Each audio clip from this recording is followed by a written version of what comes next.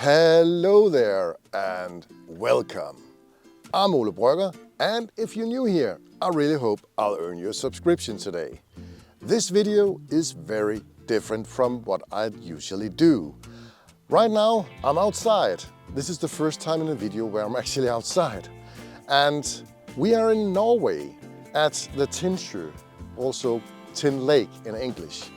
It's about 180 kilometers away from Oslo, and I'm on vacation right now, but still, I think you deserve a video from me.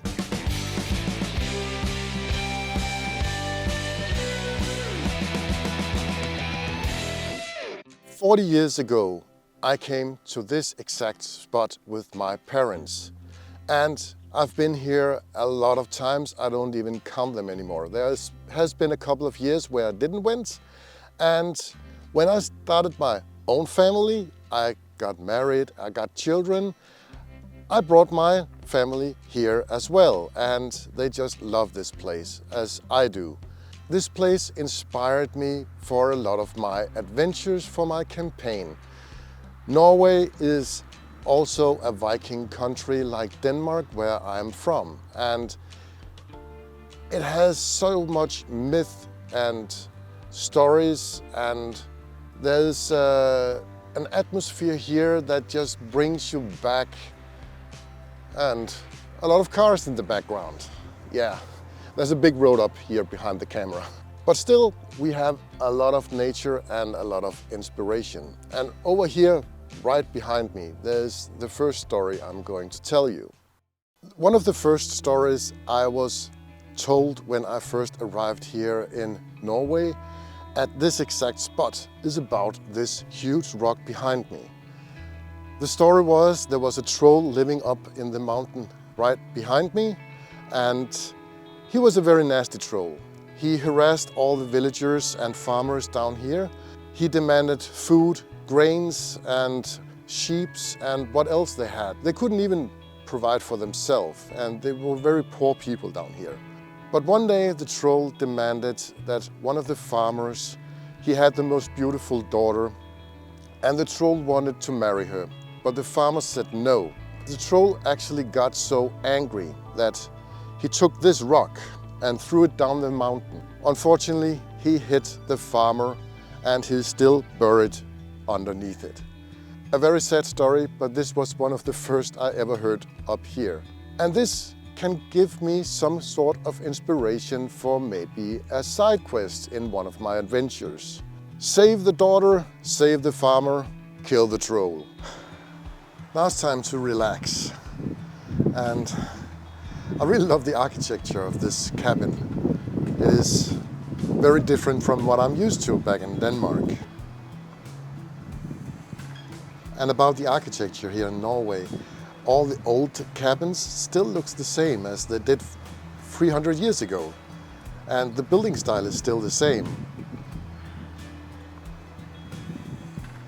But now it's time for a cup of coffee and enjoy my view. And here you can see one of the older cabins here in the resort. And it has grass on the roof, and in the old days you actually gave some of the animals access to the roof so they could eat from it. And it provides a very good insulation in the winter. And the building style is very inspiring for me, as the old willow tree cabin I built a while ago, it was here I got some of my inspiration. I'm here at an old farm. This should be about 200 years old, and they still run it as they did 200 years ago. And here you can see the roof. It has grass on the top. It's made out of wood, and I noticed something, that old wood is not brown. It's actually almost gray. And I will have a look at that closer here in a couple of seconds. But the grass on the roof has two more purposes. It provides insulation, and it can feed the animals. They have rabbits living here on the roof right now. And as you can see here, if we have a closer look at the wood, it is almost gray. I totally paint my wood wrong, and I have to figure out a way to make something look more like this. I really like the architecture of this building. This kind of building was made for storage and mostly for drying ham. And they are lifted up above the ground so they can access it in the winter when the snow is high. I really like the construction, and I think when I'm going to build a farm, which I am going to do in the near future, I'm going to build something like this near the barn or something like that. Let's see if we can have a look inside it. I don't know if they are drying ham right now, but in Norwegian it's called skinkabua.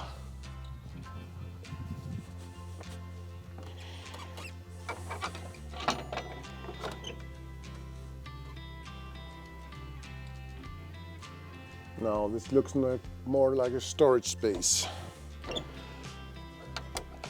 But it was here they were hanging hams for drying. They also have some piglets here, and they're just relaxing here in the sun.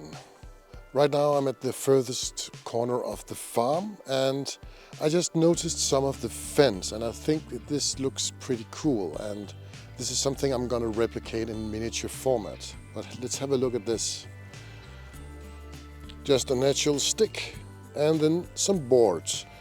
But this moss, I think I will use some kind of texture paint when I'm making fences and old wooden stuff.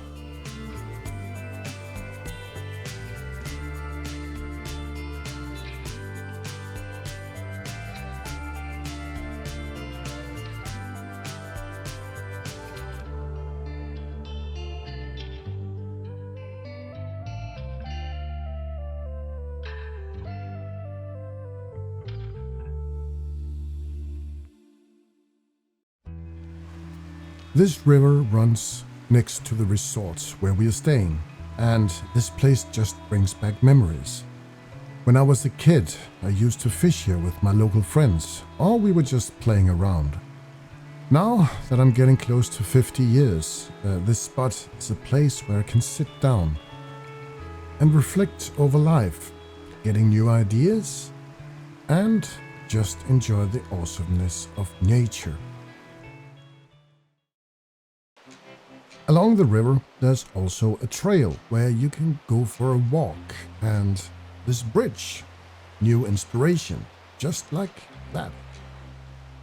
It's not a long trail, but it's nice and quiet, and it's also very inspiring, like this campsite. And here I found some bark. This bark is just insanely good to build cliffs. And I think I'm gonna pick some of it up. But I don't want to take any bark from this tree since it's alive. But I found this tree stump over here. And I think I'll go and break some of it off and bring it home to my expanding collection of building materials.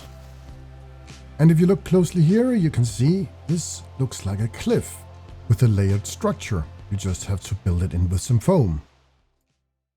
And here in Norway, they love tales about trolls, so why don't we go for a troll hike? The hike is 7.2 kilometers. Welcome to the world of trolls. So let's see if we can find a troll here. And now I haven't walked more than 500 meters, and I found this. Look at that pile of rocks with the moss on it. They must have tumbled down the hill up here, but just a pile of rocks. It is just so inspiring for making some terrain. And it's really going uphill here. I know it's hard to see on the cam, but the road is very steep. It's actually quite a climb up here. You can see I walked down there before, and all around here and up to here. So it's very steep up here. Yeah, I even lost my shirt because I'm in a bad shape. I sweat a lot and it's just uphill. This must be a halfway bench. I think I'll sit here, have a tiny break, and drink some water. There's not much view up here, but listening to the birds, the quietness of the forest, yeah, this is life. Well, if this is the halfway bench, I must be halfway, so I still got some walking to do. Just before I go any further, I think this is a good spot where I actually can capture on video where you can see how steep everything is. I came from down there and I have to go all the way up there. All these light spots up here is called reindeer moss. This is actually pretty wet. I will see if I can find some of it that's more dry and I can use it for some terrain building. You can see the lake out here, and down there is the perfect viewpoint where you can see all over the lake. And that's where I'm going now. I think this is it. We gotta go off track for a bit. There's a tiny path down here to the viewpoint. Yep. Right down there is the viewpoint. But this is very steep, so I have to cut off the camera. Ah, the view is great from up here. I just have to get down there. And it's very steep here at the end point.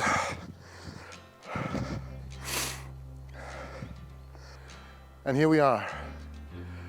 There's a big drop right in front of me, about 20 meters, 60 feet. This is so beautiful. It has been very cloudy all morning, but I think that's a good thing, that it's not so hard.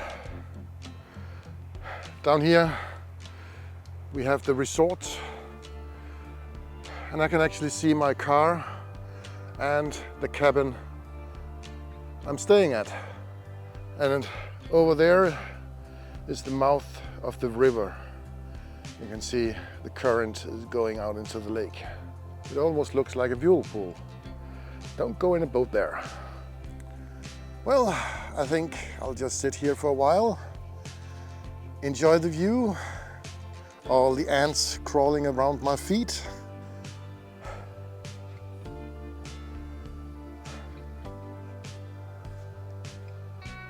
There's actually a guy in a boat down there fishing. Hope he catches something. Well, I think I'll just sit here, gather my thoughts, enjoying the view, make up some new stories for my game, and then I will start the descending of this mountain. I won't go the full round trip. I'll see you when I get down. My camera just ran out of battery, so we are almost at the end here. You can see it down there. So I had to film this on my phone. But here's the road down there.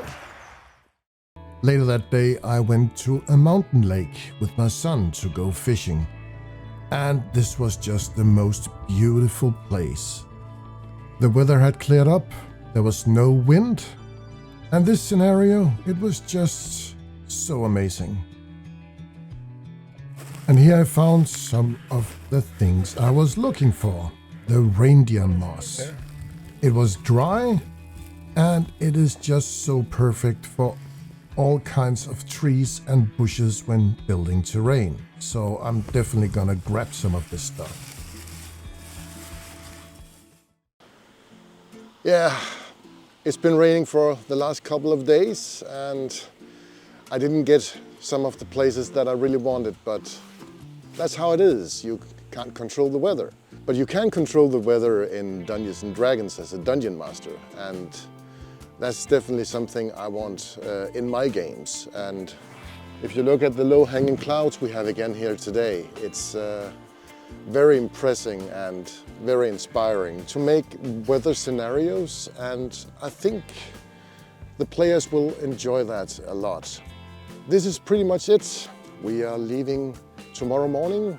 Thank you so much for watching this very special video. It's a lot different from what I do, and I hope you enjoy it. So now it's time to go home and use all my inspiration and experience from being here with some crafting. And in next video we are definitely doing some terrain. Goodbye for now.